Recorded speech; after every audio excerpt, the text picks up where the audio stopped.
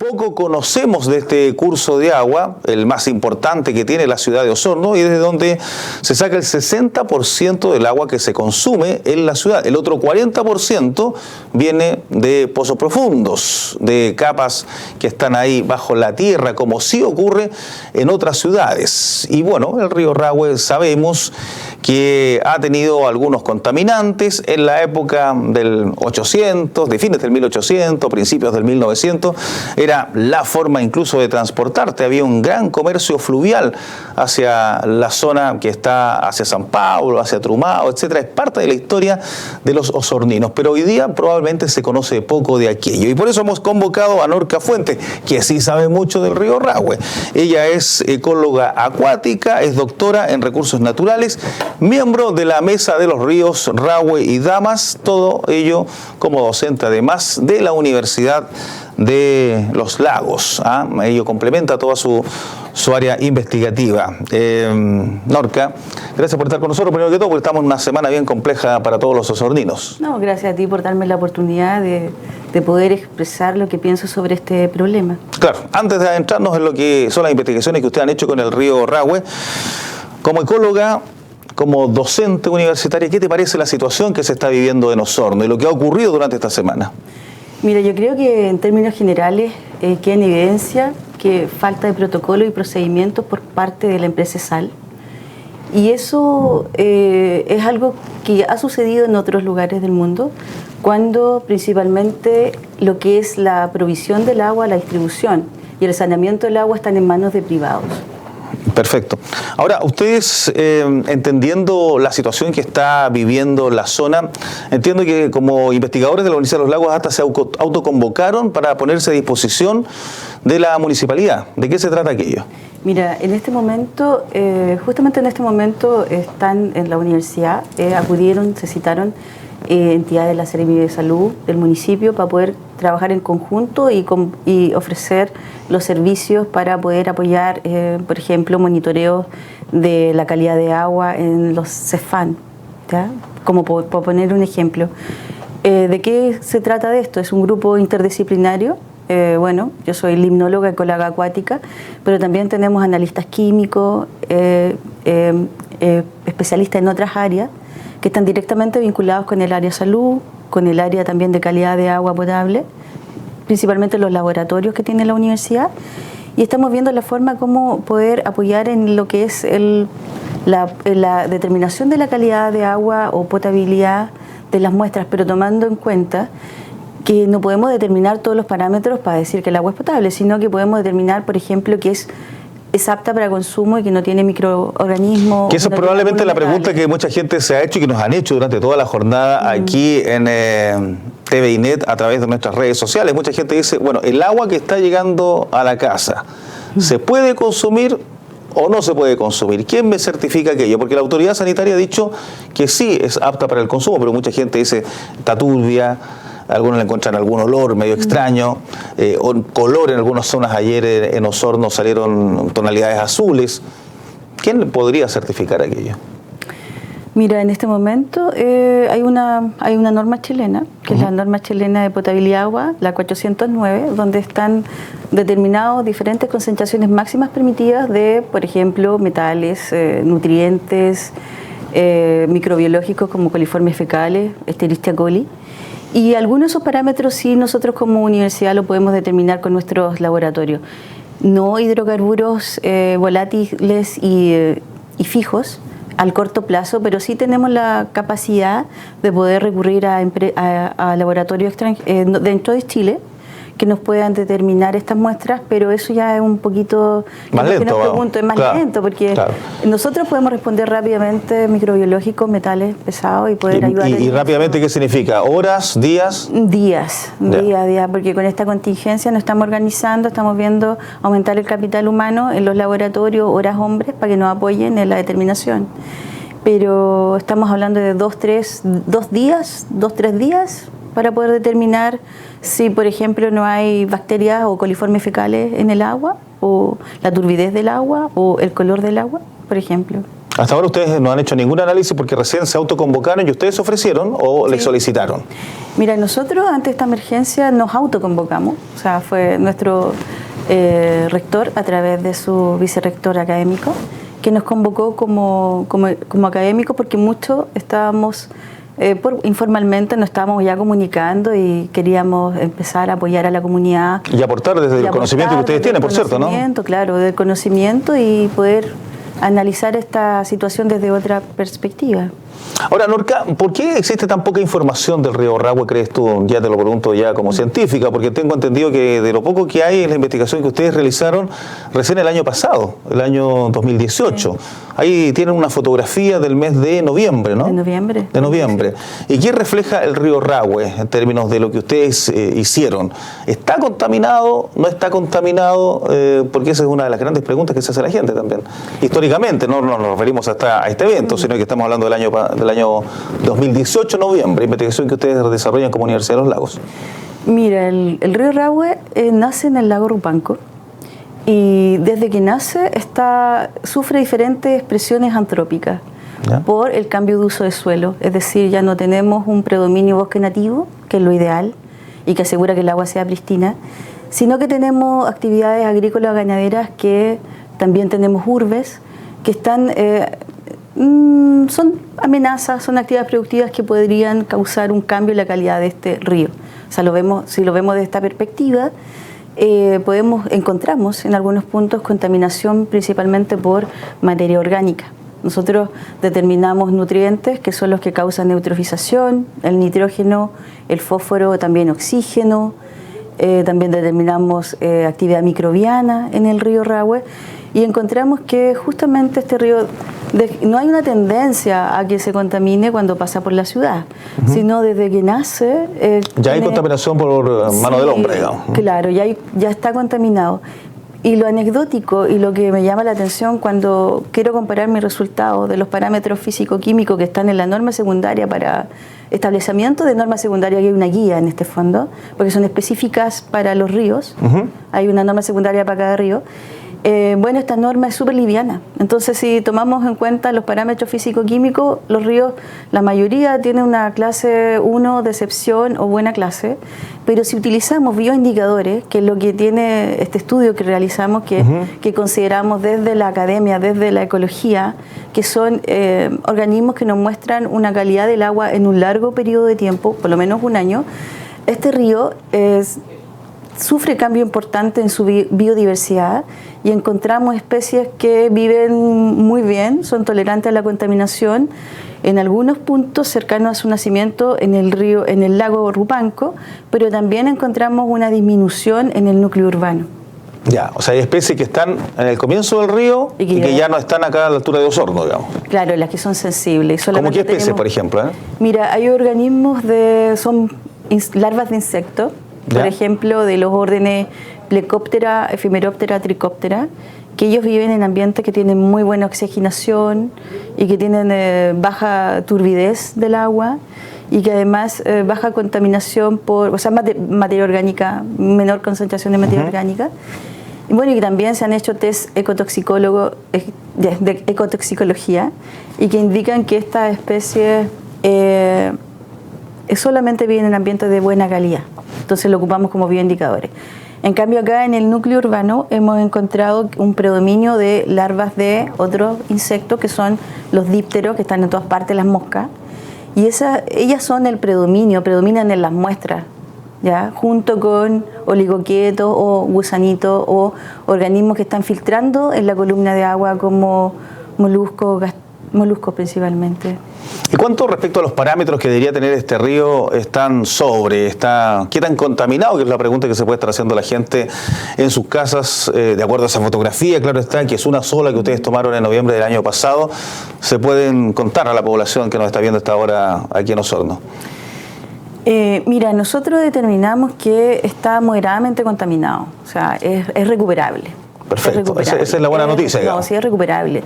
Mira, yo estuve trabajando con 8 tipos de perturbaciones, que son los desastres naturales. Trabajé con el efecto de la última erupción del cordón Cauye, y no quedó nada. O se devastó el ecosistema por el tema de la ceniza. Y luego ya llevamos 6 años, se está recuperando súper bien. O sea, y en la literatura se indica que de 5 a 10 años podríamos volver a tener un ecosistema en las condiciones del inicio, antes de esta perturbación. Entonces sí, hay esperanza, es cosa de poder controlar la fuente de contaminación y estos organismos por sí solos se recuperan. ¿Y cuáles son las fuentes de contaminación urbanas, por ejemplo? De la cuenca, yo te podría hablar principalmente de la cuenca, de la subcuenca del río Rahue, son la actividad agrícola y ganadera principalmente, y bueno, las aguas residuales también, que están llegando al río. Pues supone que las aguas residuales tienen una planta de tratamiento, no deberían llegar al río desde la población, al menos de la ciudad de Osorno. Eso es lo que indica, la norma y lo que indica además la compañía sanitaria a cargo. Mira, eso es lo que uno espera como osornino, ¿verdad? Pero como miembro de la mesa de los ríos hemos tenido presentaciones de sal, los cuales nos indican que hay momentos cuando hay muchas aguas lluvias, que estas aguas lluvias porque hay conexiones que son conexiones con las alcantarillas de aguas lluvia, los aliviaderos que le llaman ellos. Es lo mismo que pasa en Puerto Varas, con el lago Yanquihue, que cuando hay exceso de agua lluvia, se abre el aliviadero y se cruza. Sí, y ahí se producen episodios de contaminación. Por ejemplo, nosotros estuvimos determinando los humedales en torno al río Rahue y encontramos que estaban contaminados con coliformes fecales. Me refiero específicamente a los humedales de Franqui. A la zona de Franqui. A la zona de Franqui. Los humedales que están en el río Rahue, pero que son correspondientes. ¿Y en esa zona hay un aliviadero? Claro. Perfecto, o sea, está directamente relacionado con que eso es agua residual que se abrió la compuerta y salió al río porque probablemente hubo un episodio de lluvia intensa. Exactamente.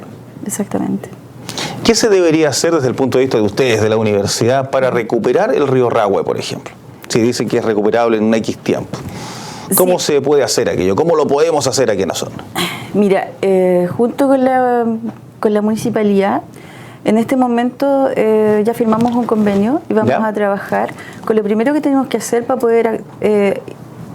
poder instalar medidas preventivas. ¿Qué es lo primero que hay que hacer? Un estudio diagnóstico, porque si no estamos hablando de especulaciones, un estudio diagnóstico que te diga cuál es la calidad, que te indique cuál es la calidad real en este minuto, tomando en cuenta parámetros físico-químicos que están descritos en la normativa, Decreto Supremo 143, que te indica si las aguas tienen se pueden utilizar para actividad de contacto directo. Ahí está determinado todo lo que es plaguicida, metales pesados, nutrientes, microbiológicos. Entonces, en ese estudio diagnóstico vamos a poder saber cuál es la situación real, ¿ya?, de las aguas del Rahue y el Damas. Luego de eso, vamos a poder instalar un programa de vigilancia, en el tiempo, que dependiendo de las concentraciones... Para poder comparar, efectivamente. Claro, o sea, porque la idea no es solamente tener una foto, sino tener un programa en el tiempo. Y además con este estudio diagnóstico, cuando nosotros... ¿Por cuánto tiempo, se va a hacer esto? Mira, el estudio dura 7 meses, pero estamos hablando de 5 años luego para poder trabajar con este programa de vigilancia y con los programas los planes de restauración de ribera, que son zonas que son las zonas buffer de los ríos, digámoslo así. Está comprobado que si tenemos una cobertura, una vegetación de ribera de 34 metros, por trabajos que se han hecho, por ejemplo, por cuevas, estos contaminantes, estos nutrientes son absorbidos por esta zona y no están llegando al río o llegan en una baja concentración. Por lo tanto, nosotros luego queremos implementar estos planes de recuperación a través de restauración de riberas, por ejemplo, y que las aguas no lleguen nunca más, estas aguas negras residuales al río, sino que sean tratadas luego de ser enviadas al río. Porque en otros países como en Europa, donde existe una mayor industrialización, que tienen problemas mayores a los nuestros, no tienen problema de contaminación con sus ríos. Claro, ahora el punto es que la empresa Sal, y esto lo conocemos porque han argumentado en Puerto Varas, que es el mismo fenómeno, ellos dicen, claro, el agua residual de las casas, y por eso se cobra, va a una planta de tratamiento, de hecho de las más grandes que hay en el sur, está justamente aquí en Osorno. ¿Qué se hace con las aguas lluvias? Porque ese es el argumento, porque cuando el agua lluvia, que no tiene y que no corresponde tampoco su manejo a ESAL, sino que al Estado a través del Ministerio de Obras Públicas y el Ministerio de la Vivienda, y no hay colectores de aguas lluvias, evidentemente que queda en tierra de nadie el agua lluvia. Entonces la ley permite que cuando hay un exceso de agua lluvia se abran estas compuertas que le llaman aliviaderos y se mezcle simplemente con el agua residual y eso finalmente igual llega al río. Eso es más o menos la explicación que ha dado la empresa ya desde hace bastante tiempo, porque esto ha pasado en Panguipulli, ha pasado en Puerto Varas y, por cierto, en Osorno, que no teníamos ese antecedente que tú nos estás entregando como ecóloga acuática. Conversamos a esta hora con Norca Fuentes González de la Universidad de los Lagos. Norca, y algunos datos para que todos conozcamos acá en Osorno. El río Rahue, ¿qué caudal tiene más o menos? Porque nace en el Rupanco, muere ahí, o se une, ya más bien dicho, al río Bueno, ¿no? Bueno, se une al Bueno. Sí. Bueno, el río Rahue tiene 120 kilómetros de longitud. Sus caudales varían en la época de primavera-verano, que son épocas más secas a las de invierno, entre 75 metros cúbicos en promedio en verano y sobre 200 metros cúbicos en invierno, claro, otoño-invierno. Y en promedio estamos en la época que estamos hoy día, metros cúbicos. Estamos hablando de 200 metros cúbicos en esta época del año. En promedio. En promedio. En promedio, sí. Porque tiene un régimen pluvioso nival. Perfecto. Sí. Ahora, justamente, y a propósito de eso, es que en estos días el río está turbio. Se lo ven, tiene un color café o casi café, que es normal en esta época, ¿verdad? Cuando hay lluvias intensas en la parte alta. Sí, es normal que el río, si mantiene su buena condición, tenga menos a 24 miligramos por litro de sedimento suspendido en la columna de agua. ¿Por qué?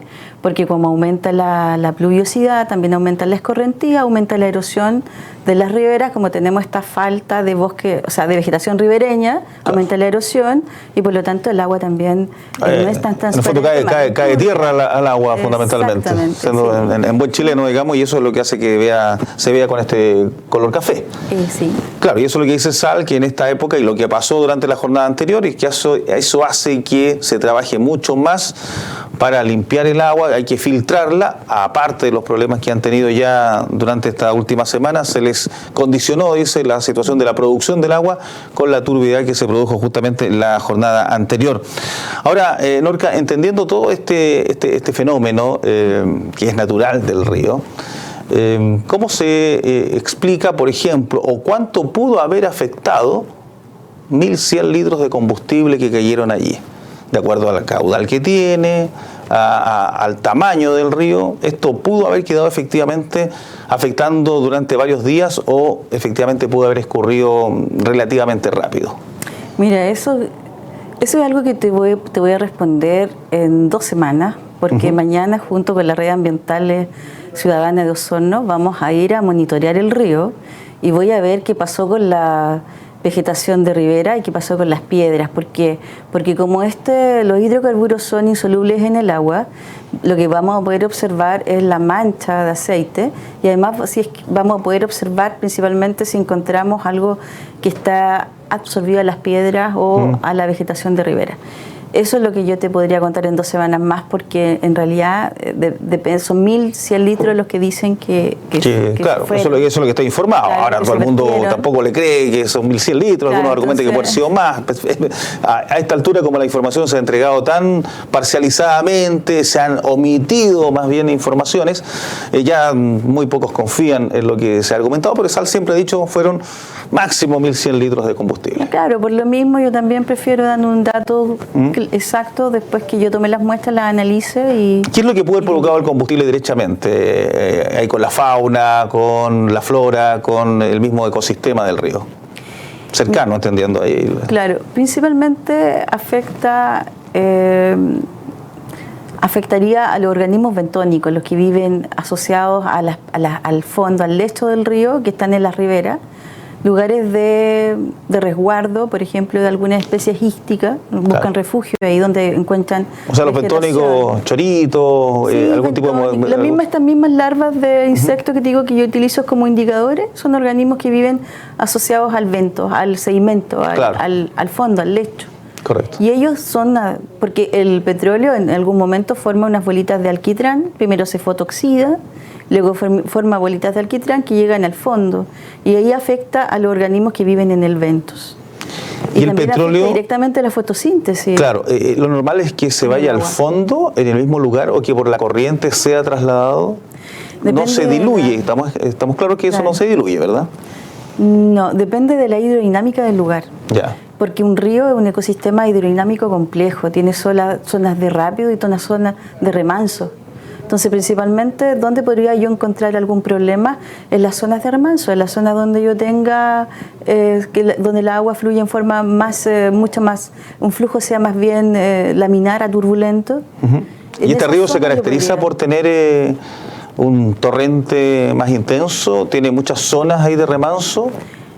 ¿O es de un flujo fuerte?